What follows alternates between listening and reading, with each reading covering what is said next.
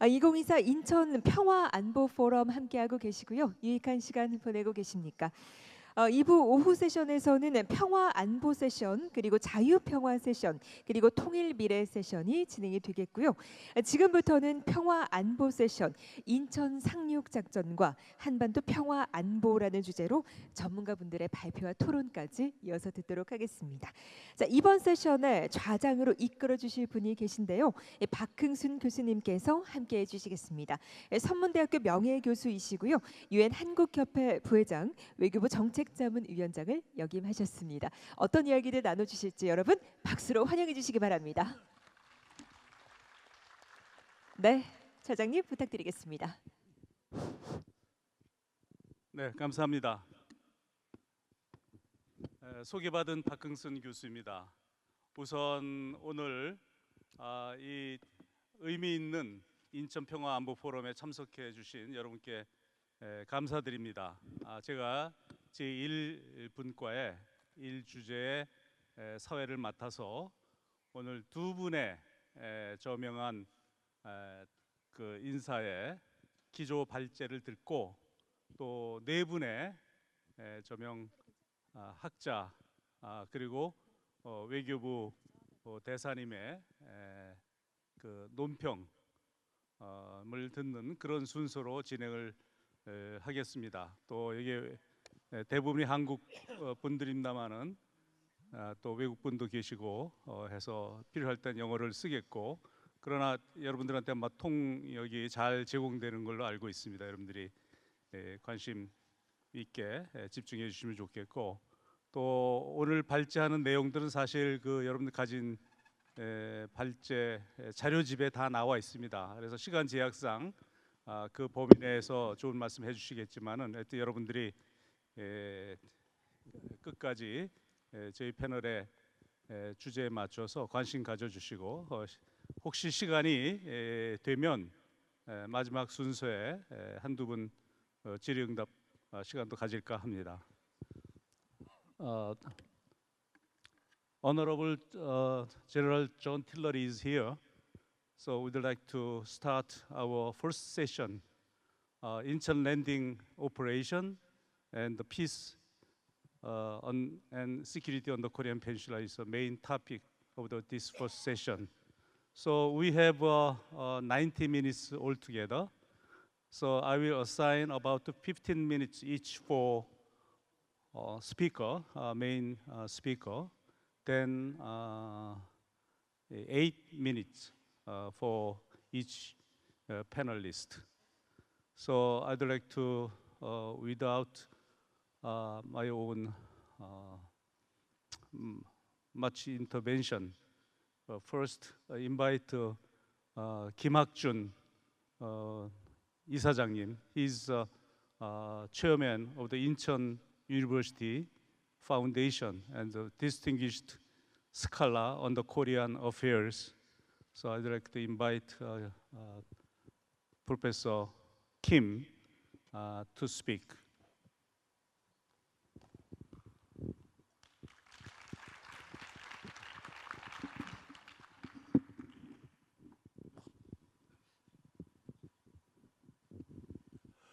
여러분 반갑습니다. 이처럼 귀한 자리에 저를 초청해 주신 데 대해 깊이 감사드립니다. 시간의 제약 때문에 제가 이 주제와 관련하여 핵심적인 부분만 말씀 올리도록 하겠습니다. 또 제가 말씀드릴 내용은 여러분이 가지고 계시리라고 짐작되는 발표 논문집에 포함되어 있습니다. 그 요약을 참고해 주시면 고맙겠습니다. 그러면 이제 주제에 들어가도록 하겠습니다. 한국 전쟁 중에 6.25 전쟁 중에 인천 상륙작전의 역사적 의미를 파악하려면 우리는 먼저 6.25 전쟁의 기본 성격부터 파악해야만 할 것입니다. 그리고 6.25 전쟁은 기본적으로 한반도 분단에서 비롯된 것이었기 때문에 자연히 한반도 분단의 기본 성격까지 추구해야만 합니다. 그러나 시간 제약 때문에 그렇게까지 깊이 들어갈 수가 없습니다. 그래서 곧바로 본 주제에 들어가도록 하겠습니다. 한국 전쟁에 대해서는 제가 책도 썼고 논문도 여러 편 발표를 했습니다. 가장 최근에는 제가 출판하고 있는 남북한 문전이라는 14권짜리 책 가운데 제 10권이 전적으로 이 6.25 전쟁, 한국 전쟁을 다루고 있습니다. 그렇기 때문에 그 한국 전쟁을 둘러싼 6.25 전쟁을 둘러싼 여러 논쟁들, 그리고 그 논쟁들에 연관되어 있는 문헌들은 제가 제 그 책에서 자세히 소개를 했기 때문에 제 발표문에도 각주를 달지 않았습니다. 이 점 미리 양해를 구하도록 하겠습니다. 한국 전쟁을 이야기하게 되면은 6.25 전쟁을 이야기하게 되면은 얼마 전까지만 하더라도 그것이 북침이었느냐 남침이었느냐 또는 내전이었느냐 외전이었느냐 이런 논쟁이 있었습니다. 그런데 이 문제와 관련해서는 1994년에 김영삼 대통령이 러시아를 방문했을 때 당시 러시아 대통령 보리스 옐친이 보관하고 있던 옛 소련 문서를 상당히 많이 김영삼 대통령에게 주었습니다. 그리고 김 대통령은 귀국하면서 이 문서들을 공개를 했습니다. 이 문서를 보면은 6.25 전쟁은 두말할 것도 없이 김일성이 전쟁을 일으키자고 계속 스탈린에게 졸라댔고 스탈린도 마침내 김일성의 제의에 동의합니다. 이젠 됐다. 전쟁을 하자.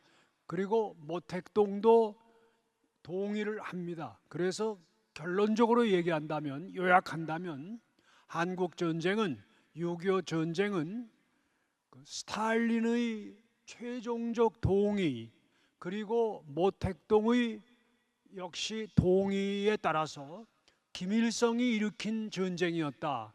이렇게 요약해 볼 수가 있겠습니다. 그래서 오늘날까지도 그 영향이 남아있는 6.25 전쟁이라는 민족적 대참극은 김일성에 의하여 그리고 김일성, 스탈린, 모택동의 3자 공모에 의하여 일어난 것이다 라고 정리해 볼 수가 있겠습니다. 자, 이 전쟁이 일어나면서 우리 대한민국 국군은 그대로 밀리게 됩니다. 당시 상황으로 봐서 불가피했습니다. 왜냐하면 북한은 김일성이 오랫동안 남침을 준비했습니다. 남침을 준비하느라고 군사력을 키웠고 또 김일성이 군사력을 키우는 과정에서 소련이 적극적으로 도와주었습니다. 그래서 소련제 무기들, 탱크를 비롯한 많은 무기들이 벌써 북한에 들어와 있었습니다. 이것을 총동원해서 북한이 기습 남침을 해왔던 것입니다. 여기에 비하여 대한민국은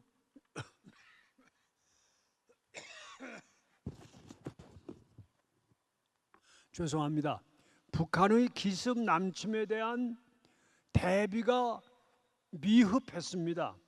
왜냐하면 당시 대한민국은 그 국방의 많은 부분을 주한미군에 두고 있었는데 미국은 1949년 6월 말에 전부 미국 본토로 철수해 돌아갑니다. 이러니까 국방력에 공백이 생긴 것입니다. 이렇게 국방력에 공백이 생긴 상태에서 그리고 이제 대한민국 국군은 아직 그 무장이 충분하지 않은 상태였습니다. 여기에 오랫동안 군사력을 축적해온 북한이 기습남침을 해오니까 불가피하게 하지 않을 수밖에 없었습니다. 그래서 그냥 계속 후퇴를 거듭하면서 겨우 낙동강 일대에 낙동강 전선을 형성하고 정말 사즉생의 정신으로 버티고 있었습니다. 다행히 1949년 6월 말까지 주한 미군을 모두 철수시켰던 미국이 신속하게 한국 전쟁에 대한 개입을 결심합니다. 이 점에서 해리 트루만 대통령의 결심이 결정적이었습니다. 그래서 트루만 대통령이 대한민국을 구원해야 된다, 살려야 된다라는 뜻에서 이제 미군의 투입을 결정하게 되는데, 또 그것도 유엔의 이름을 빌리게 됩니다. 유엔군의 깃발 아래 미군이 참여하고, 그리고 서방 미국 이외에 서방 15개국 모두 서방 16개국이 참전하여 대한민국의 수호에 나서게 됩니다. 이것이 대한민국이 망하지 않고 적화되지 않고 버텨낼 수 있는 첫 중요한 조치였다, 이렇게 말씀드릴 수 있습니다. 그런데 그 사이 이미 북한군은 진격의 남침의 속도를 빨리하여 벌써 낙동강 전선까지 와 있는 것입니다. 여기에서 이제 당시 동경에 있는 미국 극동군 총사령관 더글러스 맥아더 원수의 결정이 내려지게 됩니다. 맥아더 원수는 이 위급한 상황을 반전시키기 위해서는 상륙작전이 필요하다. 그래서 상륙작전의 장소로 동해안에서는 주문진, 서해안에서는 인천과 군산을 지목하게 됩니다. 그리고 이때 그 작전의 이름을 크로마이트 작전이라고 불렀습니다. 크로마이트는 아주 복잡한 화학 용어입니다. 그만큼 이 작전이 쉽지 않고 복잡하리라는 것을 예견했기 때문에 붙여진 이름이었습니다. 그런데 맥아더 원수의 이 상륙 작전 계획을 미국 육군본부가 또 그리고 육해 공군 합동참모본부가 검토하고는 이제 동의를 하지를 않습니다. 특히 인천에서 상륙 작전을 하는 것에 대해서는 반대를 했습니다. 인천은 조수의 간만의 차이가 너무 심하고 또 거기에 배를 대기가 어렵다. 그래서 반대를 했습니다만 맥아더가 계속 우겨서 또 자기의 주장을 개진을 해서 결국 동의를 받아냅니다. 그래서 마침내 9월 15일에 인천 상륙 작전이라는 매우 어려운 작전이 수행되었고, 정말 하나님의 도움으로 이 작전이 성공하게 됩니다. 이 작전의 성공은 물론 한국 전쟁의 운명을 완전히 반전시킵니다. 대한민국을 구원하였습니다. 이 작전의 성공이 없었더라면 대한민국이 오늘날 같이 이렇게 존재하며 번영할 수 있었느냐 의문을 갖게 됩니다. 그래서 이제 이 작전이 대한민국에게는 매우 역사적인 쾌거였고, 그뿐 아닙니다. 동아시아의 국제 질서를 바꿔놓게 됩니다. 그뿐 아니라 세계 정치의 시각에서 볼 때도 미국이 세계 정치에서 1등국의 지위를 갖게 되는 그 상황을 이 인천 상륙 작전이 만들어냈다. 이렇게 높이 그 역사적 의미를 높이 평가할 수 있습니다. 그런데 이때 문제가 생깁니다. 뭐냐 하면은 중공입니다. 중공은 1949년 10월 1일에 성립되었습니다.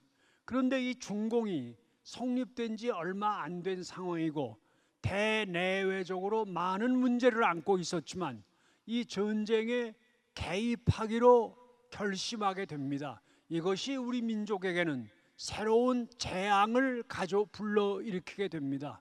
그래서 그때 9월 30날 바로 당시 중공의 총리이면서 외교부장, 우리식으로 말하면 외무장관이죠. 이던 주은래가 저우언라이가 그때 북경에 주재하던 인도 대사를 부릅니다.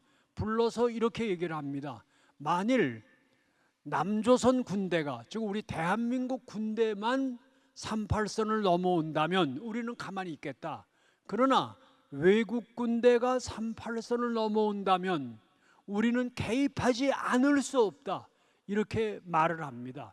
그래서 인도 대사는 곧바로 이걸 본국 정부에 보고를 하고, 또 인도 정부는 이것을 스웨덴 정부를 통하여 미국 정부에 알립니다. 그런데 그때 트루만 대통령은 그것을 무시합니다.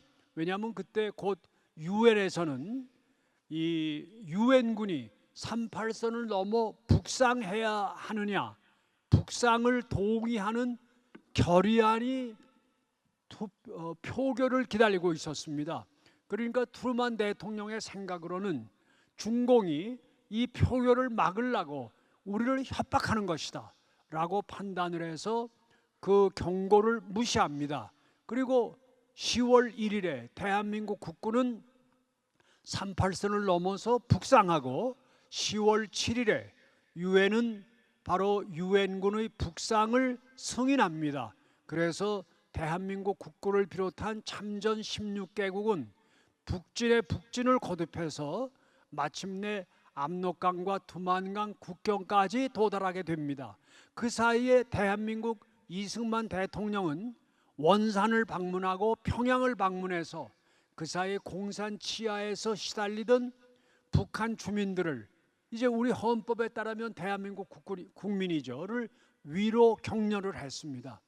그래서 이제 우리 대한민국 국군이 압록강까지 가게 되니까 우리의 소원이었던 통일이 눈앞에 닥쳐왔다라고 생각했던 것이죠.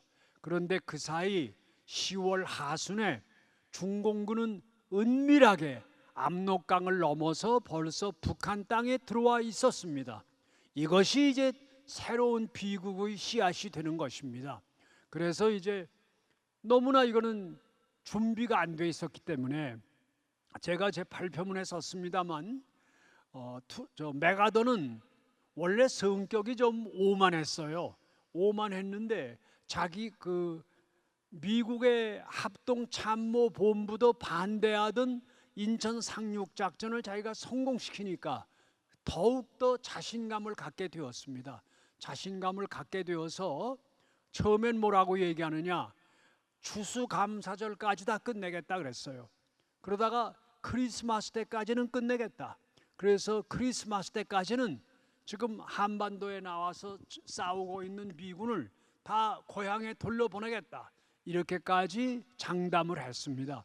그런데 은밀하게 들어온 중공군이 그렇기 때문에 중공군의 참전에 대비를 덜 하고 있던, 아니면 안 하고 있던 메가더의 의표를 찔러서 중공군이 계속 대규모로 남하에 들어오니까, 그러니까 미군이 후퇴하지 않을 수밖에 없었습니다. 여기에 이제 우리의 비극이 있었다, 이렇게 말씀드릴 수가 있습니다. 그럼 이때 이제 키신저의 얘기를 하겠습니다. 키신저는 그때 이제 인천 상륙 작전이 성공한 직후에 대한민국이나 미국이 취할 수 있는 길은 세 가지가 있었다. 하나는 그저 38선까지 올라가고 멈추는 것이다. 그러니까 현상 전전 원상의 회복으로 끝내자는 것이죠. 두 번째는 북진하는 것이다. 근데 세 번째는 뭐냐? 세 번째는 북진은 하되 원산만과 대동강 거기까지만 올라가는 거다.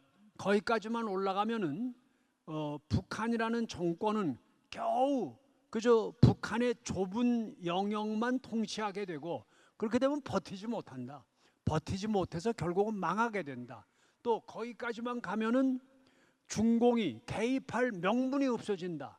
그래서 자기 같았으면은 그렇게 했을 것이다 이렇게 말합니다만, 그러나 그때 우리 국민으로서는, 대한민국 국민으로서는 무슨 소리냐, 두만강 저 압록강까지 올라가서 민족 통일을 성취하자 이럴 때였습니다.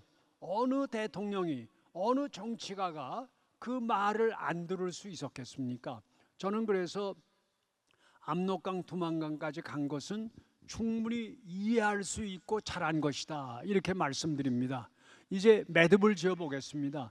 결국 중공군의 개입으로 인천 상륙작전의 인천 상륙작전이 마련해 놓은 우리 대한민국 주도 아래서의 민족의 통일은 실현되지 못했습니다.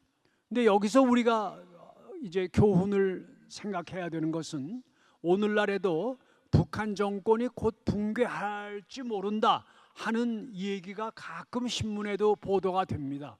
그런데 북한 정권이 붕괴한다고 하면 우리로서는 그건 뭐 기대할 만한 일이지만, 그러나 지난날 6.25 전쟁의 역사를 보건대 중공이나 러시아가 또 개입해 들어오지 않겠느냐 하는 것을 걱정하게 됩니다. 이렇게 볼 때 우리의 대북 정책, 통일 정책은 불가피하게도 우리로서는 싫다 하더라도 중공과 러시아를 염두에 두는 지정학적 판단을 하지 않을 수밖에 없다 이렇게 말씀드립니다. 인천 상륙작전은 우리로서는 정말 역사적인 쾌거였습니다. 그리고 동아시아의 국제관계나 세계 정치로 볼 때도 역사적 쾌거였습니다. 그것이 중공군의 개입으로 이제 좌절된 그 원래의 뜻이 줄어든 것은 매우 유감스럽다 이렇게 말씀드리는 것으로 저의 발제를 끝내겠습니다. 끝까지 경청해 주셔서 대단히 감사합니다.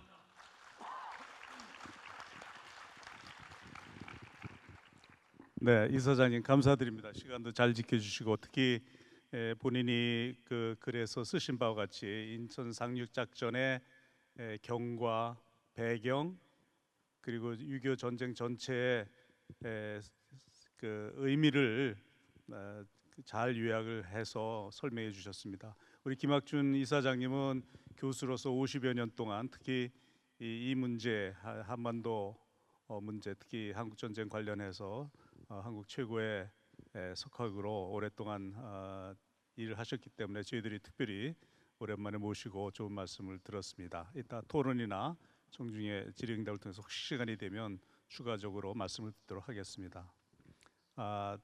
또 다른 한 분은 미국에서 일부러 이 인천 평화 포럼을 위해서 참석을 하셨습니다. 여러분들이 혹시 젊은 분들은 잘 모를지 모르지만 저희 시대에는 주한 유엔군 사령관, 한미연합사령관, 미군 사령관 이렇게 한반도 안보를 위해서 헌신하시고 은퇴하셨지만은 지금도 아까 우리 반 총장님도 많은 칭찬을 하셨는데 한미 동맹재단의 위원장으로서 공동위원장으로서 일을 하고 계십니다. 그 틸러리 장군님을 모셔서 그 최근에 그 미국에서 본인이 파악하시고 난 그런 내용에 관해서 오늘 회의 주제에 맞춰서 말씀을 해주시겠습니다. General Tillery, you have about 15 minutes to say. Thank you very much. Honored guests, member of the forum, thank you for the kind invitation and the excellent introduction, which I don't deserve. I'm honored to be here and speak about what I believe is a critical issue on the peninsula and globally. I want to congratulate the Institute for this forum. It's very important. First, I want to say I speak for myself. I do not represent any government, but one who has followed the Korean situation and participated with many of my friends in security programs since I departed here. The information I provide is unclassified and is my opinion, so many of you or some of you may not disagree with what I have to say. I want to start with something that we always see, but many of us just look at it as a bumper sticker. Freedom is not free. And the freedom we have here today in the Republic of Korea was gained by men and women of great courage and sacrifice. After signing the armistice, the UN command was charged with the maintenance of the agreement and has done so since the truce in 1953. As a function of that, since 1953, the goal of any national strategy should be and must be peaceful reunification of the peninsula. At the same time, I often question why there has not been more discussion on reunification since the recently adopted strategy here in the Republic of Korea. To put this in context and to think about the United Nations Command, which Secretary General Ban discussed earlier, this is the only country that has a United States multi-hatted four-star general permanently assigned here who is responsible to both the command authorities of the Republic of Korea and the United States. And today it is General La Camera. He is the link in a long succession to General MacArthur and the Incheon landing. He is also the commander of Combined Forces Command, which is the deterrent and warfighting force here in the Republic of Korea. Of interest to me is recently, and I think very positively, the UN sending states and countries have become more important, more robust, and have an increased presence in the Republic of Korea. And since the NATO conference, which President Yoon attended, there have been NATO countries who have committed to peace and security on the peninsula. We see countries now more involved than earlier, which I think is important, especially in the context of the global crises that are going on that were discussed earlier today. Let's talk a little bit about North Korea. The cult of the Kim's regime, now with Kim Jong-un, have all shared the same objectives. Keep the regime in power. They've done so. Secondly, reunify the peninsula under North Korean rule. Because of the deterrent strength, the strength of the forces, the alliance, they have been totally unsuccessful. But at the same time, I will talk about their continued growth in the threat. Thirdly, break the alliance. Fortunately, that has not been done, but it requires maintenance each and every day. And as we look at this partnership, and it is a partnership, as we look at this partnership, we have to understand in any partnership, including marriages, there is sometimes disagreement. That does not mean that the partnership is still not very viable. And the third or the fourth of this goal for North Korea has been becoming a nuclear nation, and they have achieved that. Even though it's de facto and no one recognizes it, they have nuclear capability today. Many in this room, especially some of the older folks in this room, have watched North Korea become a de facto nuclear nation. North Korea's continued provocation, the close military cooperation now with Russia has increased, I think, their rigor in causing provocation. And in fact, whether it lasts during just the Ukraine part of the Russian-Ukrainian war or after that, it really causes an axis that we must focus on and continue to watch. The abandonment of North Korea, or Kim Jong-un, not North Korea, of the goal of peaceful unification on a peninsula portends a very difficult and different strategic construct. And I would charge the students here, who are very important to the future of this nation and the global peace, is to look at that context and what it really means in the short, mid, and long term. North Korea has attained significant nuclear capability, and it gets better every day. It is speculated that by 2027, North Korea could have hundreds of nuclear weapons of different ranges. And at the same time, you look at their concern for their own people. It is interesting that there is no concern for their people, and they are willing to let their people go hungry and starve and put them in labor camps rather than provide the necessary quality of life that every human deserves. Human rights violations are rampant. Among other violations, if you look at a recent report done by Mr. Bob Collins, who worked in CFC, it's called Slaves to the Bomb, where he maps the human terrain of North's nuclear programs. Also, Secretary Bond mentioned this morning that North Korea declared that South Korea was a main threat. So we look at their capabilities. One, they've shown a willingness in the past to use weapons of mass destruction. They have a 1 million person standing armed force very close to the demilitarized zone. They've tested ballistic missiles and continue to test ballistic missiles day in and day out. We read about it every week. They have a large special operational forces which is intended to attack the rear echelons of South Korea. They support, which is in a relative sense new, they support instability in dangerous regions with weapons, technology, and labor. A majority of their income comes from those exports, technology, weapons, and labor. One capability that they have that we don't think much about, but is truly a disruptor.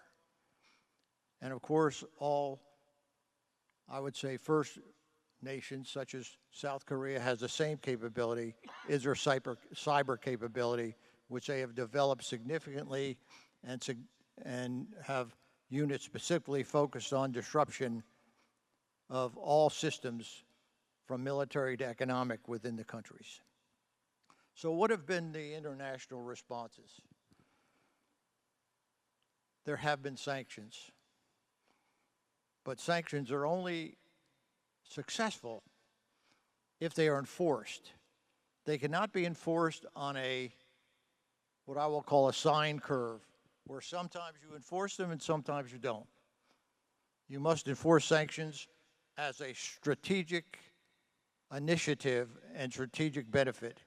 If they are non-enforced or forced or enforced non-routinely, then they are ineffective. Our efforts to curb nuclear ambition have not been successful in spite of many attempts. We can see this by the current nuclear assessments. And it's very interesting to me, and I have to say there are some of us who must look in the mirror as we think about nuclear capability in North Korea. In some cases, we had hope as a strategy. Hope is not a strategy. Hope achieves nothing. You must have substance behind the hope. And if we believe that North Korea, who uses nuclear weapons to blackmail, threaten, and retain its power, is going to give up nuclear weapons, and if we hope for that, I think in a real sense, I think we're being in a fantasy world. So the question we must ask ourselves, and I ask that the young people in this room, has the international community internalized the global threat and instability caused by a nuclear-armed North Korea and reacted to the horrendous human rights violations that North Korea places its own population? What has been that reaction? Or is there a reaction? Or is it invisible? And what is the reaction to the violation of the Nuclear Non-Proliferation Agreement and the potential continued violations within their inventory? What are the global security implications? And we talk about that. Secretary Bond talked about this morning. It's the threat of international peace and stability. And we must think about it in that context. Sometimes we are nearsighted and we think about it in the context which is most affected of the Republic of Korea. But it really is an international issue to peace and security globally. What is the role of North Korea in potential global conflicts? Well, we know now what they have been doing and have done and how much they have provided to Russia in the Ukraine war. It continues. They're providing weapons and technology in tons and tons that are hard to determine exactly how much. It has been found in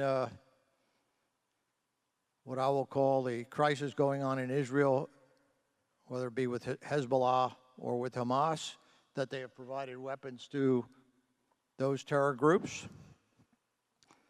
And what has been the effect of any arms control efforts? I would say they have not been very effective. So what are some of the scenarios we should be thinking about? One, some sort of a military confrontation that Kim Jong-un does because he believes that he is threatened as far as power is concerned. Or we see instability, what used to be called a implosion construct. Or the third, of course, is the best of all actions, that we have reunification through peace of the peninsula under a democratic environment. So let me just mention, before I run out of time here, our alliance. The ROK-US alliance is the strongest alliance, I believe, and a model alliance for the rest of the world. It is ironclad. You've heard our president say that, but it is more than the president's. It is in the minds of the American people that this alliance is strong and will continue to be strong. We also must include, when we think about the alliance, a broader context, a global context of other partners, international partners. And although it is very difficult when you talk about economics, we must invest in capability that allows us to deter, and if necessary, fight and win tonight any conflict that might occur.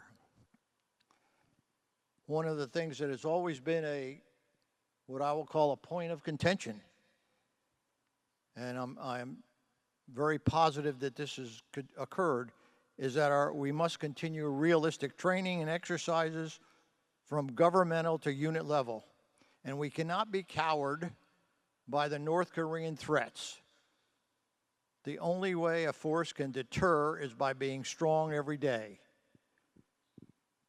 And governments must use all the elements of diplomatic, informational, military, and economic power that they have to achieve peace on the peninsula. It is very interesting to me that the way we address North Korea is not on what I will call a strategic line. It's always on a strategic continuum. It's always up and down, depending on who thinks about it and how they think about it and what they might achieve. We've tried so many things to have a strategic continuum that looks at North Korea, what they really are, as a threat to peace and security on this great peninsula, and globally and regionally. Who has nuclear weapons? We must think about it in that context. And we must think about it urgently, especially the younger people here who will be most affected by any future crisis here on the peninsula. We also must continue our awareness and vigilance at all levels, governmental, military, civilian levels. Because in a real sense, knowledge is power. And you've heard a lot of things by the professor here this morning about the history. The fact of the matter is, in many cases, if you were to ask your friends, tell us about the Incheon landing, tell us about General MacArthur, who was he? Large statue here.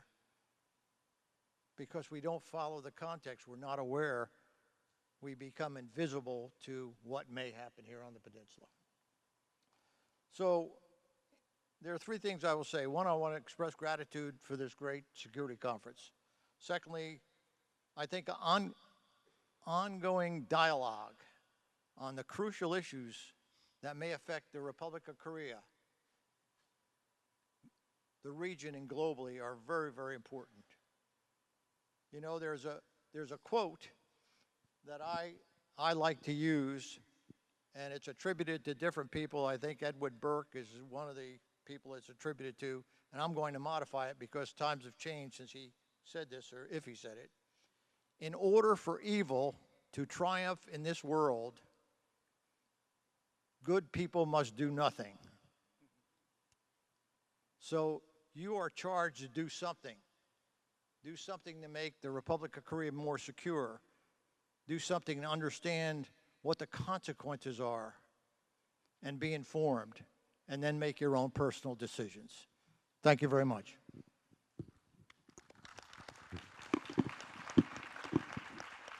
네, 감사합니다. 틸러리 장군님. 한반도 정세, 특히 북한의 여러 가지 위협, 인권 유린이라든가 이런 걸 파악을 해주시고 국제사회가 북한의 위협에 대해서 특히 핵무장 같은 거 어떻게 대응해야 될지 고민을 해야 된다. 그리고 특히 우리 젊은 분들에게 이 한반도 안보를 위해서 그리고 우리 국민들, 군 각자의 역할에서 어떻게 한반도 안보를 지킬 것인가에 대한 고민을 계속해야 된다는 그 말씀을 하셨습니다. 뭐 미국에 계시지만은 한반도 정세의 변화에 여러 가지 관심을 가지고 파악을 해주신 것 같습니다. Thank you very much for your remarks. 네, 그러면은 네 분의 패널리스트로부터 의견을 듣도록 하겠습니다. 처음에 제가 주문을 할 때 이 패널이 무슨 학술 토론이기보다는 이 한 분 한 분이 다 전문가이시기 때문에 오늘의 기조 발제 그리고 이 큰 주제에 맞추어서 본인들이 전문가로서 좀 하실 수 있는 말씀을 해달라고 이렇게 부탁을 드렸습니다. 그래서 첫 번째는 김계동 교수님입니다. 김 교수님은 그 옥스퍼드 대학에서 이 한국 전쟁에 관해서 박사학위를 받으신 것으로 제가 알고 있고 우리나라 특히 한반도 정세에 관한 많은 최근의 저서를 통해서 열심히 후학들도 지도하고 계신데 그 김계동 교수님 우선 모셔서 말씀 듣도록 하겠습니다. 한 7분 정도로 해서 해주시면 고맙겠습니다.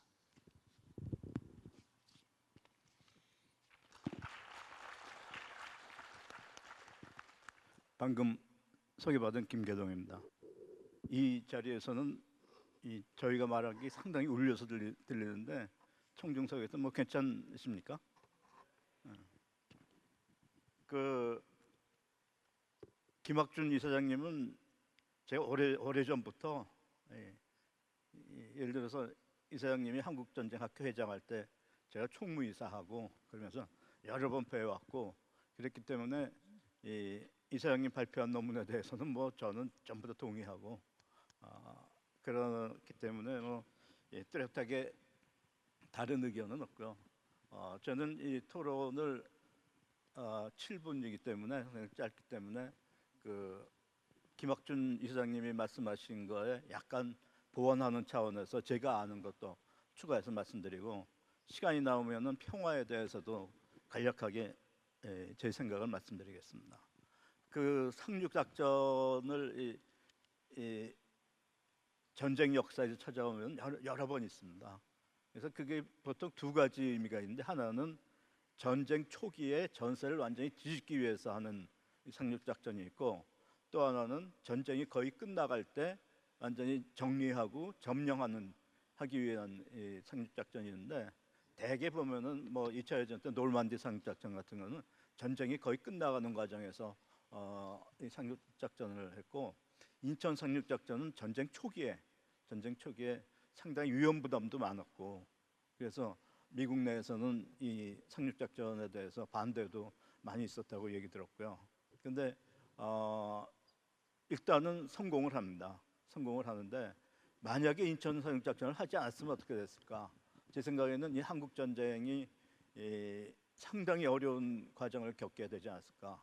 그러니까 이 북한군은 낙동강 위협까지 점령을 다 했기 때문에, 그리고 남쪽 경상도니 전라도 지역에서 이 징집을 해갖고 병력을 굉장히 많은 병력을 확충했기 때문에, 근데 미군은 참전 결정을 하고 그 낙동강 그쪽으로 올라가기 위해서는 병력이 너무 약했고, 갑자기 미국에서 군대를 보내올 수도 없고, 일본에 있던 점령군이 일부 들어갔는데 뭐 중대 규모, 뭐 대대 규모 들어갔는데 도저히 뚫지를 못했습니다. 그래서 만약에 인천 상륙작전을 안 했다면은 제 생각에는 그저 남동쪽 일부를 유엔군이나 이 서방 진영에서 이 점령을 한 상태에서 어려운 전쟁을 하지 않았을까. 아니면은 이 비관적으로는 전쟁이 완전히 실패로 돌아갔을, 완전히 공산화됐을 가능성도 있기 때문에 이 인천 상륙작전이라는 것은 상당히 큰 의미가 있지 않느냐. 전쟁을 수행해 나가는 과정에 있어서 큰 의미가 있지 않은가 그렇게 생각되고요. 그리고 아까 이사장님께서도 간단히 언급하셨는데, 이 지역을 이제 인천을 하는 지역에 대해서 저는 인천을 이 상륙작전 당시에 뭐 여러 다른 지역 얘기도 많이 나왔습니다. 근데 인천을 이제 택했었는데 이거를 굉장히 잘한 선택으로 생각되는데, 그 잘한 선택의 의미는 뭔가 하면은 유엔군의 참전 목적은 38선까지만 진격하는 겁니다. 그러니까 유엔군이 참전을 할 때 유엔 안보리 이사회에서 결정한 내용은 유엔군은 한반도 북한군을 38선까지 격퇴시키고 한반도를 전쟁 이전의 상태까지 돌려놓는 거다. 그게 유엔군의 참전 목적이었습니다. 유엔 안보리에서 그렇게 결의를 했고, 그래서 원래 유엔군은 그 전에 안보리에서 결정된 그 결의안에 따르면은 38선 이북을 진격을 하면 안 됩니다. 38선에서 멈춰야 됩니다. 그 결의안에 따르면은. 그래서 만약에 이 38선에 도달했을 때 이 38선 이북을 진격해야 되느냐 말아야 되느냐에 대해서 상당히 많은 논란이 있었어요. 미국 내에서도 많은 논란이 있었는데 그때 결국은 이북 진격하기로 결정을 하는데, 뭐 일부 뭐 영국이나 다른 나라들은 중국 때문에, 중국 참전 우려 때문에 그 38선 이북 진격을 반대하기도 했고, 그래서 만약에 유엔군이 38선에서 진격을 멈추기로 결정했다. 그러면 인천 상륙작전하고 얼마 안 지나서 전쟁을 끝낼 수 있는 겁니다. 그래서 그렇게 됐다면 9월 15일에 인천 상륙작전하고 제 생각에는 9월 말이나 10월 초쯤에 전쟁이 끝나지 않았을까 그렇게 생각됩니다. 근데 이제 미국이 38선 이북으로 진격을 하기로 결정을 하고 유엔에서 새로운 결의안을 통과시켜 갖고 38선 이북을 진격을 하게 됩니다. 그래서 이 38선이라는 것은 그런 의미를, 이제 인천 상륙작전은 만약에 전쟁이 원래 목적대로 됐으면은 굉장히 빨리 전쟁을 끝낼 수 있는 그런 계기가 되지 않았을까. 이거는 사실 전쟁이 끝날 때 다시 분단된다는 차원에서 결국은 그때 한 3개월 만에 전쟁 끝냈어도 결국은 3년 뒤랑 거의 똑같은 결과 아니었느냐, 그런 차원에서는 약간 아쉬운 점도 있다고 생각됩니다. 그리고 그 김학준 이사장님이 이 키신저가 디플로마시에서 북한을 진격할 때 잘룩한 부분, 뭐 북위 한 40도 정도 키신저 외교의 그 내용이 나와 있다고 말씀하셨는데, 저는 이거를 아주 자세히 봤습니다. 제가 그 영국에서 유학할 때 영국 그 정부 문서를 비밀 문서를 해제한 거 보면서 영국이 제안한 안입니다. 이 안이 그 영국에서는 버퍼존 프로포잘 해갖고 완충지대 안입니다. 그러니까 미국이 북진을 해서 계속 진격할 때 이제 한반도에 잘룩한 부분이 있는데 그걸 영국 사람들 내로우 넥, 잘룩한 목이라고 이제 불렀는데, 그거를 지나면은 전선이 굉장히 확대가 됩니다. 옆으로 확대가 되기 때문에 이거는 중국군이 들어오면은 막아내기 힘들다. 그렇기 때문에 그 제일 잘룩한 부분 거기다가 방어선을 구축을 해야 된다.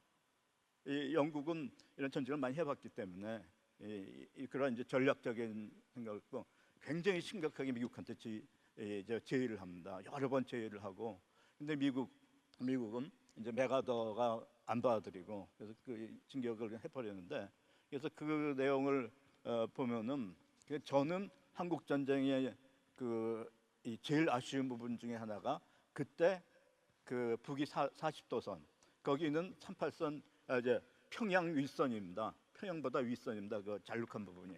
그래서 그때 거기 영국이 제안한 대로 거기를 이제 방어선을 구축하고 영국은 그 윗지역은 완충지대로 하자는 제안을 했습니다. 왜냐하면은 북한군은 인천 상륙작전 해갖고 허리를 잘라버리고 그 밑에 있던 이 북한군은 이제 북한을 못 올라가고 거의 다 포로로 잡혔기 때문에 북한은 군대가 거의 없는 상태였습니다.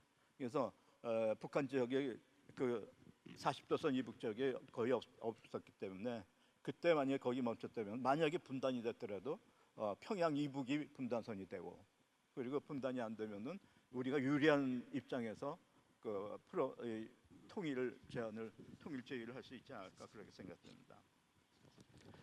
한국 전쟁에 대해서는 뭐 이사장님 얘기한 거 이 정도로 제 생각을 좀 죄송합니다. 그렇게 보완을 했고요. 그다음에 평화에 대해서 저는 평화에 대해서 상당히 비관적으로 생각합니다. 그래서 한국 전쟁은 다들 이제 얘기하는데 한국 전쟁은 끝난 게 아니다. 휴전입니다. 쉬고 있습니다. 그래서 이걸 법적으로 전쟁을 끝내기 위해서는 평화 협정을 체결해야 된다. 아니면은 평화 체제를 만들든지 이렇게 해야 된다고 얘기하는데 저는 이거에 대해서 맞는 말입니다. 맞는 말인데 과연 우리가 평화 협정이나 평화 체제를 만들 그런 준비가 돼 있느냐? 그에 대해서는 평화 협정을 체결하려면 지금 상태에서 과연 평화 협정을 체결할 수 있겠느냐? 그래서 이 평화는 사실 우리는 뭐 평화가 중요하다. 뭐 지도자들도 가끔 평화에 대해서 얘기하지만은 정말 우리나라 지도자들이 과거의 지도자들도 평화에 대해서 얼마만큼 심각하게 생각하고 있었느냐. 그에 대해서 저는 동의할 수가 없습니다. 왜냐하면은 우리가 지금 평화라는 건 전쟁을 막는 건데 두 가지가 있습니다. 하나는 한국 전쟁을 끝내는 거, 또 하나는 앞으로 전쟁이 일어나지 않게 하는 거. 그거는 뭐 평화협정도 될 수 있고 여러 가지 이제 될 수가 있는데 그래서 이거에 대해서는 뭐 지금 정부도 그렇고 그리고 과거에 우리 정부에서 대통령 4명이 적극적인 대북 정책을 했습니다. 노태우, 김대중, 문재인, 노무현 이 네 분은 상당히 북한에서 정상회담도 했는데 과연 이분들이 정말 평화를 위한 생각을 갖고 이걸 한 거냐? 그랬다면은 이분들이 관계 개선에 끝나지 않고 이거를 뭐 제도적인 평화를 만들기 위한 노력을 하는데 그건 거의 없었습니다. 그 노력을 안 했기 때문에 관계 개선 그걸로 만족을 했기 때문에 그냥 대통령 바뀌면 끝나버리고 다 지금은 아무 소용이 없는 게 돼버렸죠. 그래서 그러한 차원에서 우리가 좀 생각을 해야 되고 그리고 우리 남한도 그렇고 북한도 그렇고 통일 제안은 많이 했습니다. 통일 방안 뭐 한반도 민족 공동체 통일로 통일 방안 제의했는데 그게 다 평화 통일을 하자는 제안입니다. 근데 그 통일 방안 어디를 보더라도 뭐 3단계 과정이라는데 평화 과정은 하나도 없습니다. 그래서 평화 통일을 하자면서 이 평화 얘기는 하나도 안 하고 그 통일 과정을 만들면서 그 중간에 평화에 대한 얘기는 한마디도 안 들어가 있고 그래서 저는 결론을 이렇게 냅니다. 평화라는 거는 국가 대 대체로 국가 대 국가가 맺는 게 평화입니다. 근데 우리는 지금 북한을 국가로 생각을 안 합니다. 북한도 우리를 국가로 생각 안 했는데 요새 와서 뭐 대한민국 그렇게 부르고 그러는데 그래서 저는 평화를 하기 위해서는 가장 급선무가 서로 국가 관계를 맺는 게 그게 남북한이 이러한 제한적인 뭐 평화 얘기 그렇게 하는 것보다 사실 우리는 남북한이 뭐 전쟁을 안 하기 때문에 평화 아니냐? 사실은 평화가 아닙니다. 이거는 그냥 공존하는 겁니다. 적대적인 공존하는 거기 때문에 그래서 우리가 평화가 뭔지 그 평화를 어떻게 만들어야 되는 건지 그거에 대해서는 뭐 우리 국민도 그렇지만은 지도자들 그리고 정치인들 뭐 학자들이 좀 더 다른 개념을 갖고 생각을 해야 되지 않는가 이렇게 말씀드리면서 네. 끝내겠습니다. 감사합니다. 네, 감사합니다. 그 6.25 전쟁을 우리가 반추해 볼 때 그 당시에 어떤 일이 있었고 어떻게 했으면 더 좋았었고 하는 이런 역사적으로 많은 그 논란과 아쉬움이 있습니다. 평가가 이제 어렵고 또 현재도 이것이 진행 중이고 남북 분단의 상태에서 상대방이 있는 거기 때문에 참 그 우리 한민족에게 한 번 더 평화 특히 당면 과제이면서도 굉장히 어려운 문제 교수님이 또 본인 나름의 그 평화에 대한 관점을 제시해 주셨습니다. 감사합니다. 그 다음에는 그 박인휘 교수님이신데요. 지금 이화여대의 국제학부 교수님이신데 바로 직전에 작년에 한국의 모든 그 국제정치학자들이 속한 그 큰 학회가 있습니다. 약 1,500명의 전국의 교수, 뭐 국회의원, 뭐 모든 학자들이 들어있는 이 큰 학회의 학회장을 역임하셨습니다. 특히 이 한미 관계라든가 외교 정책에 대해서 정통한 이런 우리나라의 존경받는 학자이신데 박인희 교수님 말씀해 주시겠습니다.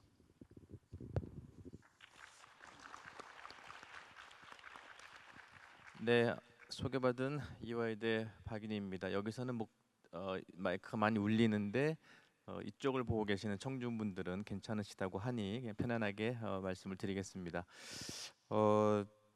인천 상륙작전을 계기로 해서 또 인천시에서 이런 의미 있는 큰 평화안보 포럼을 개최하시게 된 점을 진심으로 축하드리고요.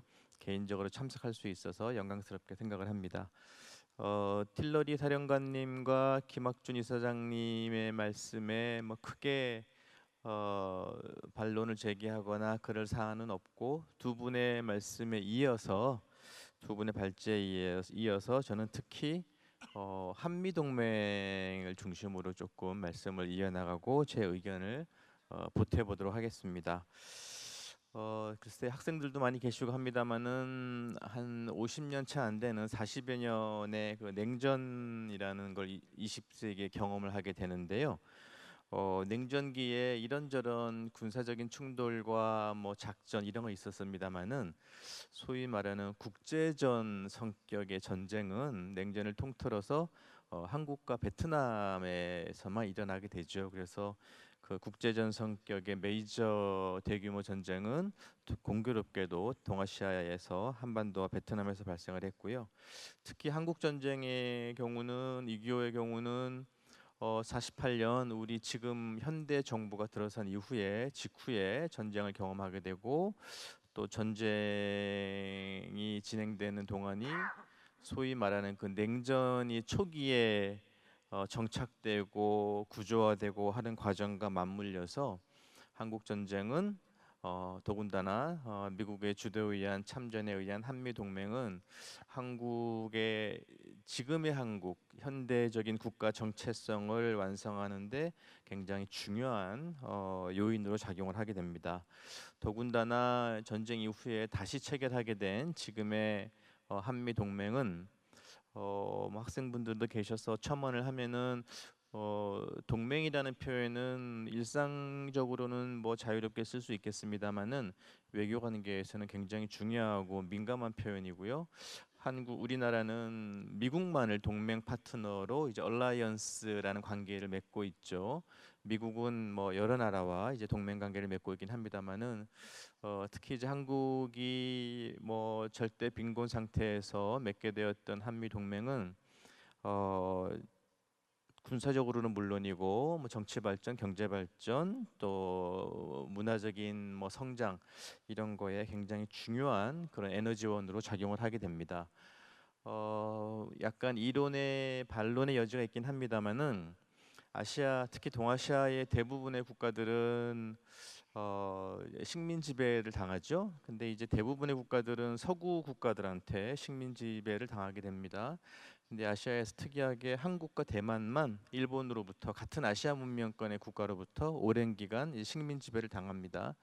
동남아 국가들이 2차 세계 대전이 전개될 때 일본에 한 2, 3년, 뭐 2년 정도 이렇게 지배를 당합니다만은 그거는 전쟁과 관련된 뭐 수행이어서 한국이란 대만처럼 이렇게 정교한 식민 지배가 이루어졌다고 볼 수는 없습니다. 그래서 이제 한국이 같은 아시아 문명의 식민 지배를 당해서 일본에 대한 그런 이제 반일 감정도 크고 또 다른 한편으로는 물론 과거에 지금도 있습니다만은 과거에 뭐 미국에 대한 일부 국민들의 정서적인 거부감 이런 게 없었던 것은 아닙니다만은 한미 동맹 그리고 미국의 지원, 역량, 미국의 효율성 이런 것들을 굉장히 효과적으로 수용하고 받아들이는데 그런 한국의 독특한 식민 경험은 의미 있는 또 요인으로 작용한 그런 점을 지적하지 않을 수 없습니다. 그리고 또 하나 뭐 대부분 아시겠지만 제가 아까 말씀드렸죠. 그 동아시아에서 이제 유일하게 한국과 베트남의 대규모 이제 냉전 기간 중에 이제 전쟁이 진행이 되었고 더더군다나 특히 유엔군이란 이름으로 참전을 한 거는 한국전이 굉장히 이제 이례적인 뭐 유엔 요즘은 유엔 무슨 뭐 피스키핑 오퍼레이션 평화유지군 또 냉전이 끝나는 90년대 때는 뭐 다국적군 뭐 이런 이름으로 이제 유엔이 참전을 하긴 합니다만은 유엔 군이라는 이름으로 한국 전쟁에 참여한 것은 굉장히 이례적인 그런 경험입니다. 미국의 신속한 참전 결정으로 소위 50년대 40년대 말에 미국의 글로벌 봉쇄 정책이 한반도에도 적극적으로 작용할까라는 그런 김일성의 생각이 커다란 오판이었다는 것을 이제 알게 됩니다. 결과적으로 인천은 뭐 이사장님과 김계동 교수님의 말씀처럼 한국 전쟁의 전황을 결정적으로 뒤집은 사건임은 물론이고 글쎄요 제가 조금 적극적으로 해석을 하자면 인천이라는 곳은 결과적으로 한반도 전체 차원에서 자유민주주의와 평화의 가치를 앞당겨 실천한 그런 상징적인 곳이라고 볼 수 있겠습니다.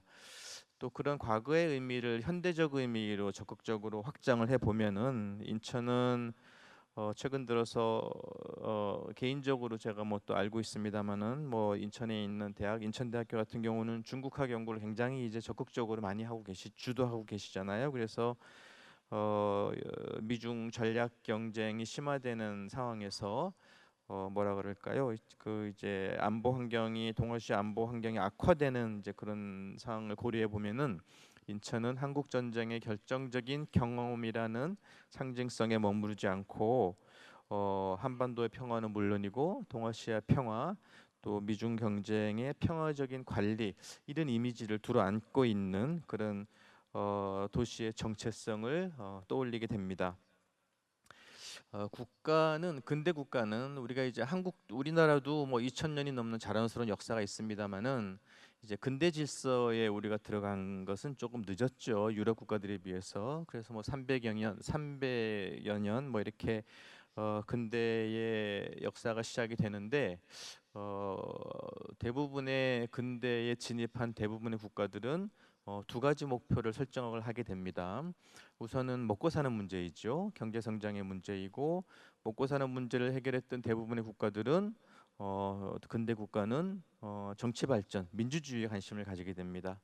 그래서 여러분이 잘 아시다시피 한국 전쟁 이후에 한미 동맹이라는 매우 중요한 에너지원을 활용을 해서 우리나라는 경제 성장과 민주주의를 획득하는데 아시아에 한 50여 개 나라가 있습니다만은 청중분들께서 아시아 50여 개 나라 중에 근대 국가의 두 개 목표 먹고 사는 문제와 민주주의를 해결한 나라가 어디 있지? 별로 떠오르지 않으실 거예요. 한국과 일본 정도가 그나마 주도적인 국가이고요. 한미 동맹은 한국의 이런 현대적 경험에 결정적인 동반자 역할을 하게 되었고 또 우리나라의 입장에서는 두루 모든 국가 정책에 활용할 수 있는 그런 이제 토대로 활용이 되었습니다. 지금 한미 동맹이 직면한 많은 문제들도 있고 특히 북핵 문제는 한반도는 물론이고 여러 가지 이제 세계 안보의 중요한 현안이긴 합니다만은 어쨌든 이 북핵 문제와 한반도 문제를 조금 더 국제적인 차원에서 이렇게 적극적으로 이렇게 사고하고 다른 나라들이 관심을 가지고 문제 해결에 참여할 수 있는 혹시 뭐 학생들은 잘 아시겠습니다만은 유럽의 다른 국가보다 독일은 통일이 늦었죠. 근대 통일은 이제 18세기 후반에 와서 19세기 후반에 와서 이루어지는데 독일이 근대 통일할 때 저먼 퀘스천이라는 유럽 국가 모두의 고민이 있었습니다. 이 저먼 퀘스천은 2차 세계대전 이후에 동서독이 분할되는 과정에서 저먼 퀘스천은 또 등장하고요.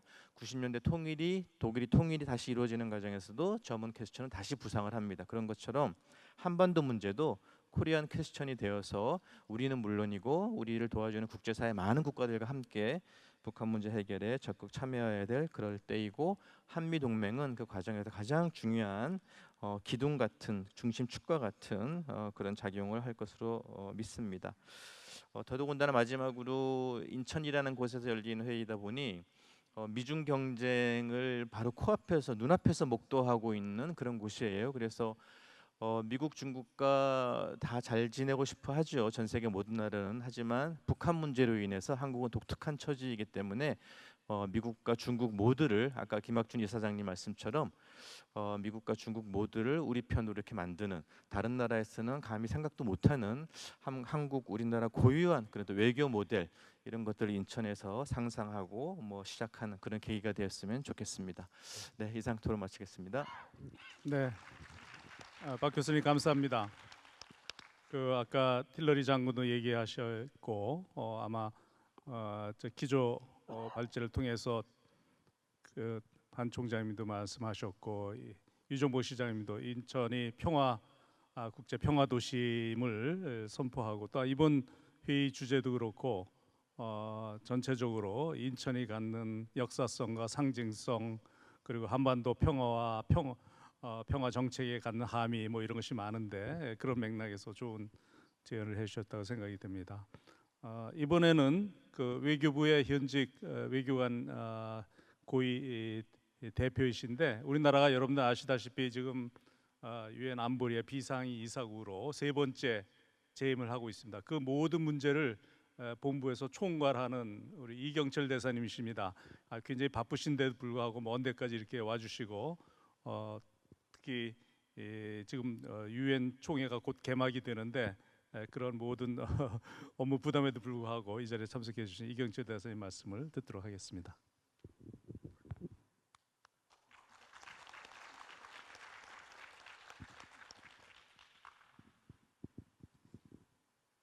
마이크가 나옵니까? 안녕하십니까. 저 외교부 이경철입니다.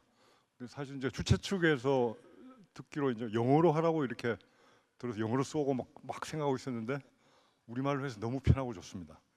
그리고 특히 학생들이 눈에 들어오는데, 그러니까 수업 대신에 오신 건가요? 계약하신 거죠?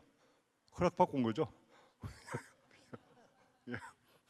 이제 몇 말씀만 드리겠습니다. 그러니까 제가 이제 박흥순 교수님 제가 아주 주니어 때부터 이렇게 여러 교류가 있던 분인데, 그래서 오라고 해서 왔습니다. 근데 오늘 또 김학준 이사장님 이렇게 명성만 듣다가 이렇게 직접 말씀하신 것도 공부가 많이 됐고 자료도 잘 읽었고, 또 우리 틸러리 장군님도 이렇게 포인트 있는 말씀 잘 들었는데, 우선 이제 내용에도 있고 이렇게 중간에 코멘트에도 있었는데, 그러니까 국제사회가 이제 개입을 한 거죠.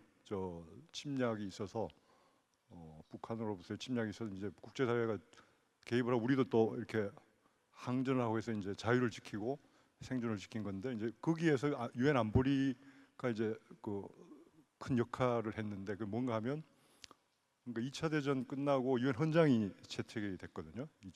1945년에.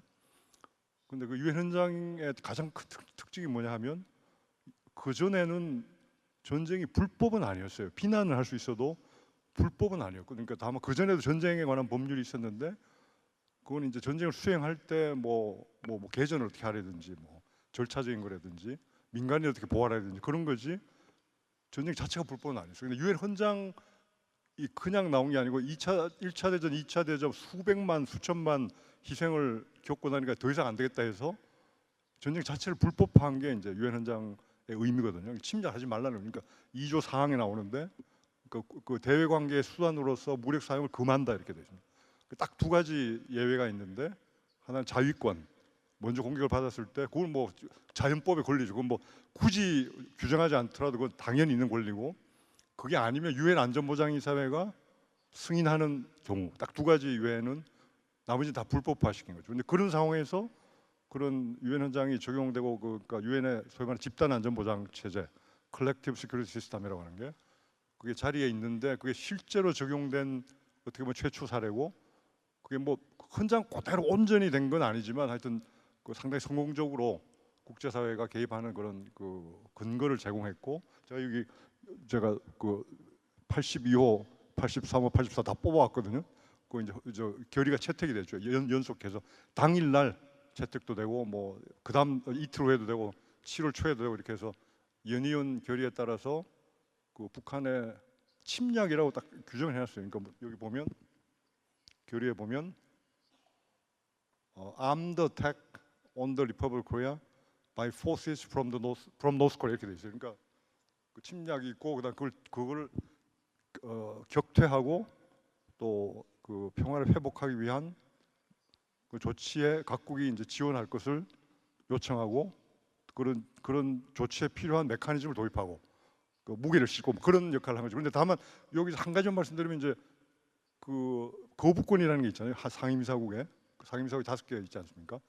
미국, 영국, 프랑스, 그다음에 중국, 러시아가 있는데 그때는 소련이었는데 중국은 그때는 저기 대만이었고 저기 뭡니까 그 중화민국이었고 대표성이 그렇게 있었고 소련이 마침 그 보이콧 중이라 이제 그 기간 동안에는 거부권 행사 없이 통과가 되었는데 돌아와서 거부권 행사가 되니까 이제 총회로 넘어왔죠. 총회로 넘어와서 총회가 물론 안보리 정도의 권한이 있는 건 아니지만 일종의 그 보충 수단으로서 총회로 넘어가서 거기서 또 이제 후속 조치가 이루어지고 지금도 그 안보리에서 조치가 이루어지지 않을 때 그 정도 강행성은 없지만 총회는 이제 권고하는 데지만 지금도 예를 들어 우크라이나라든지 뭐 중동 문제라든지 최근에 북한 문제라든지 이런 것도 안보리에서 조치가 안 될 때 총회에서 논의가 이루어지는 그런 시스템들이 되어 있습니다. 그런데 그렇다고 물론 강행성에서는 물론 차이가 있고요. 그다음에 가장 큰 안보리의 특징은 그 안보리 결의는 모든 유엔 회원국이며 법적으로 다 이행할 의무가 생겨서 그 법적인 강행성이 있다는 게 이제 다른 물론 대체가 안 되는 뭐 그런 본의가 있는 거고 아까 박훈순 교수님께서 말씀하셨듯이 우리가 이제 그 유엔 회원국이라야 안보리도 되는 거니까. 근데 91년에 우리가 유엔 가입을 했거든요. 그 전에는 우리가 그 지원을 하면 저쪽에서 비토를 하고 거부권을 하고 그 북한이 하면 또 서방에서 비토를 하고 해서 못 들어가다가 냉전이 끝나고 91년에 9월 17일에 유엔 가입을 하고 그 이후에 96, 97 2년이거든요. 1월 1일부터 다음해 12월 말까지인데 96, 97에 한 번 하고 그다음에 2013, 14에 그때 제가 현장에 있었습니다. 그리고 지금 이제 올해 1월 1일부터 내년 말까지 2년간 안보리 이사국 역할을 하고 있고 상임이사국 아까 말씀드린 5개 외에 선출로 그 뽑는 게 10개가 있거든요. 그래서 임기가 2년이니까 매년 5개씩 이렇게 교체를 합니다. 그래서 올해는 이제 일본도 지금 같이 들어와 있고 그런 역할을 하고 뭐 길게 뭐 시간도 있고 뭐 말씀드리기보다도 일단 의장국도 했고요. 6월달에. 근데 제가 뭘 말씀드리고 싶은가 하면 여기서 이제 안보리 차원에서도 북한 문제를 대응을 합니다. 그러니까 안보리의 정식 의지에 있는 거는 그 비확산 문제가 있고요. 아까 뭐 저 장군님 언급이 있었지만 그러니까 핵 프로그램 그다음에 저 탄도미사일 프로그램을 다루는 그게 이제 그 의제가 이제 non proliferation으로 해서 뭐 DPRK 해서 그 북한이 핵과 탄도미사일 확산에 관한 문제가 하나 있고 그 정식 의제에 있고 북한 인권도 표현 인권이라고 되어 있지는 않지만 정식 의제 The Situation in DPRK라고 해서 그 두 개를 나눌 수 있는 체계가 있고 우리 의장국 할 때도 각각 이렇게 그 중점을 둬서 다룬 바가 있고 6월달에 그리고 그 근데 이제 그 외에도 여러 가지 의제가 60몇 개고 다뤄야 할 그 당면 과제들이 많죠. 뭐 수단도 있고 예를 들어 멀리에는 그렇고 뭐 가자에 여러 가지 뭐 IT에 여러 가지 분쟁 상황이 있지 않습니까? 그래서 마지막으로 한 말씀만 드리고 싶은 건 우리가 이제 그 한반도 문제가 물론 가장 우선이고 우리의 생존의 문제고 뭐 당연히 그건 뭐 두말할 필요도 없이 최선을 다해서 전력을 다해야 되는 건 당연한 건데 우리가 그때 뭐 70몇 년 전에 하고 지금 위상이 완전히 다르거든요. 제가 10년 전에 안보리 현장에 있을 때하고 지금도 완전히 또 달라요. 뉴욕을 가보면 우리에 대한 기대, 우리의 역량, 위상 이런 게 다르기 때문에 우리가 한반도에만 국한해서 끝날 건 아니고 좀 이렇게 먼 이슈, 글로벌 이슈 이런 데서도 역할도 하고 기여도 하는 게 결국 우리 한반도나 당면한 문제를 푸는데도 또 도움이 되고 지지를 얻는데도 그 바탕이 되겠다 하는 그런 생각을 합니다. 이 정도로 말씀드리겠습니다. 네, 대사님 아마 더 좋은 말씀이 있을 텐데 아마 시간 제상 말씀을 짧게 하신 것 같습니다. 뭐 지적하신 바와 같이 1950년에 유엔 안보리 결의가 돼 가지고 우리가 그 참전 16개국의 지원을 받아서 유엔 군사령부 창설되고 해서 오늘의 인천과 오늘의 한반도가 있는 건데 지금 70년 후에 우리가 그 안에 들어가서 객체에서 주체가 돼 가지고 세계 10대 선진국으로서 엄청난 일을 하고 반총장 같은 이런 유엔에 주요한 인사를 배출한 또 많은 후학들이 유엔에 진출하려고 애를 쓰고 국제사회를 위해서 애를 쓰는 거 보면 굉장히 중요한 이런 그 존재인 거 틀림없는 것 같습니다. 우리 이 대사님 같은 분들이 또 외교 일선에서 우리의 국익을 위해서 많이 뛰어주시고 하기 때문에 그렇다고 생각이 됩니다. 다음은 그 로란드 윌슨 교수님이십니다. 미국 교수님이신데 여러분 송도에 있는 조지 메이슨 유니버시티 코리아 캠퍼스에 그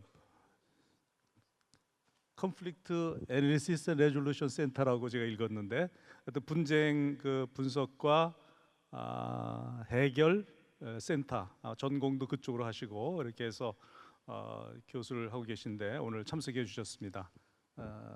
윌슨 교수님 부탁드립니다. Thank you for the kind introduction today. Also, thank you for the organizers for such a wonderful event already.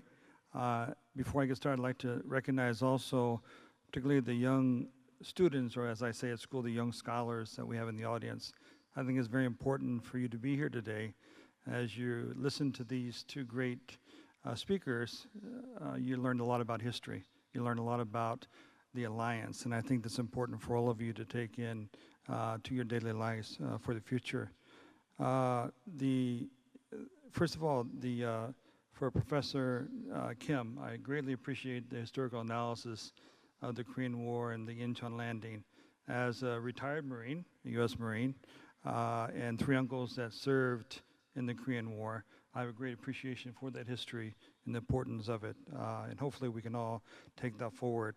I think that when we look at history, we also have to look at how that history reflects on today. And as we see, today is different than the past, but yet there's many things that remain the same.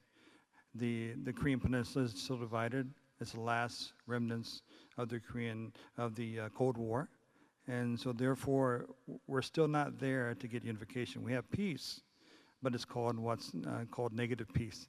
In other words, the reasons for the conflict hasn't ended, and therefore we don't have reunification, something that we all should speak about further. There's a couple of things when I look at history that I worry about, and that is why haven't we done more to the alliance that help push back communism in the North Koreans during the Korean War? Why haven't we used that alliance to also help to build dialogue for a future that includes not just peace and security, but also unification of the Korean Peninsula? Even the adversaries like Poland, which is now a great democracy in Europe, I think there's utility in using those together. Also, when it comes to history and what the United States and others are doing on Korean Peninsula, now the current, not just political system and issues within the United States, but also the greater global issues, political and military, with everything going on in Europe and here in Asia as well. I wonder what the United States and others can do differently to make sure we're not taking our eye off of the problem here in East Asia. There's a big world out there and many things going on, but I think it's important for us to stay with that. The lessons from the Incheon landing are important to us, but I wonder with the technology here we have today, if something like the surprise attack from North Korea could even happen. But then again, there's an expression, the black swan, and that is, of course, when you don't believe something would happen again, it could happen again, so I think this is important for us. For General Tillelly, I had the pleasure of serving under him at United States Forces Command, and it's a pleasure to have you here today again, sir. So I have a great appreciation for the alliance, the U.S.-ROC military alliance, and also the U.S.-ROC friendship that we have here today.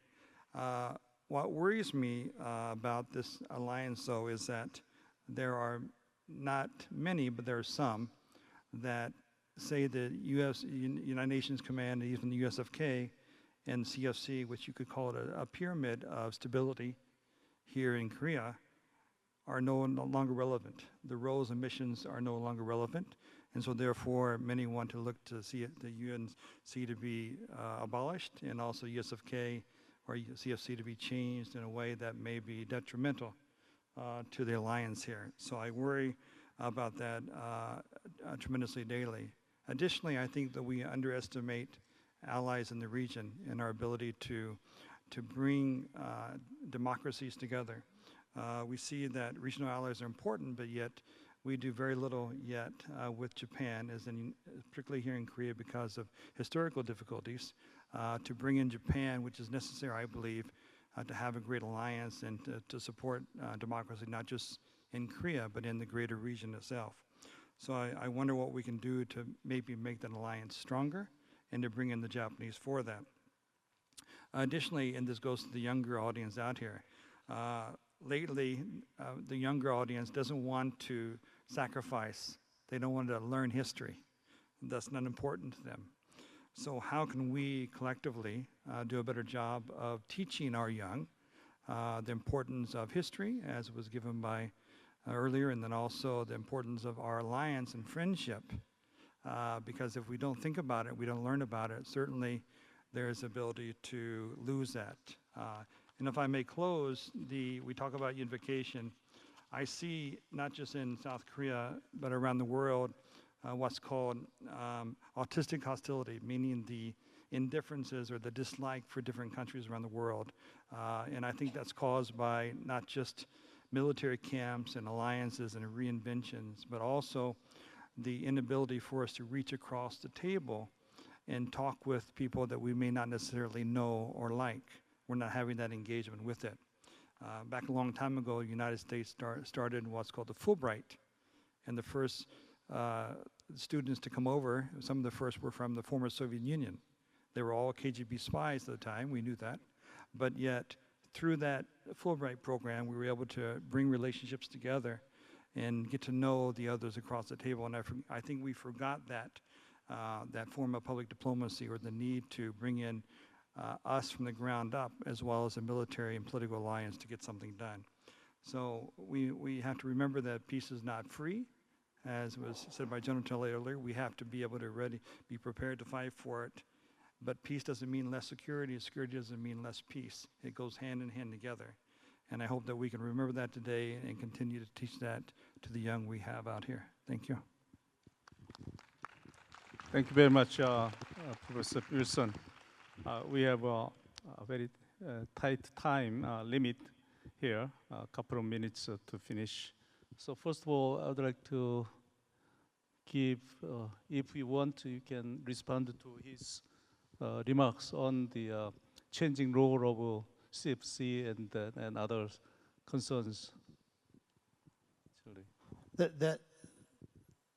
You know, there have been not only criticism, but also people calling for change. But I think it's through a lack of knowledge. They think that the alliance, whether it be the military or the bilateral alliance, is stagnant, and it is not. It is growing every day. It is very successful, one of the most successful alliances that you can think of historically. And in a real sense, the old saying applies. And it's an old saying in America. It may not be a saying here, but if something is not broken, don't try to fix it. And the alliance is working well for both the United States and the Republic of Korea. And a good friend of mine who's sitting at the table there has written a book about the alliance is like a butterfly. It's been a metamorphosis, and it's grown to be a wonderful alliance. Thank you very much. I think that due to time limit, we should stop here. I thank you for two distinguished speakers, John Tillery and Professor Kim Hak-jun, and for panelists for making this the first session very interesting and fruitful. So I will declare this is the end of our first session. Thank you very much.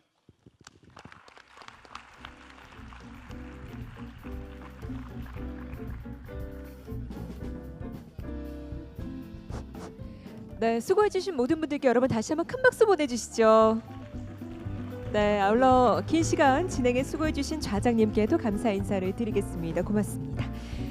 자, 이렇게 저희 첫 번째 세션을 마무리하고 아마 많은 이야기들 나누셨을 것 같은데요. 지금부터는 잠시 휴식 후에 잠시 후 2시 45분부터 두 번째 세션이죠. 자유평화 세션으로 다시 돌아오겠습니다. 2시 45분에 다시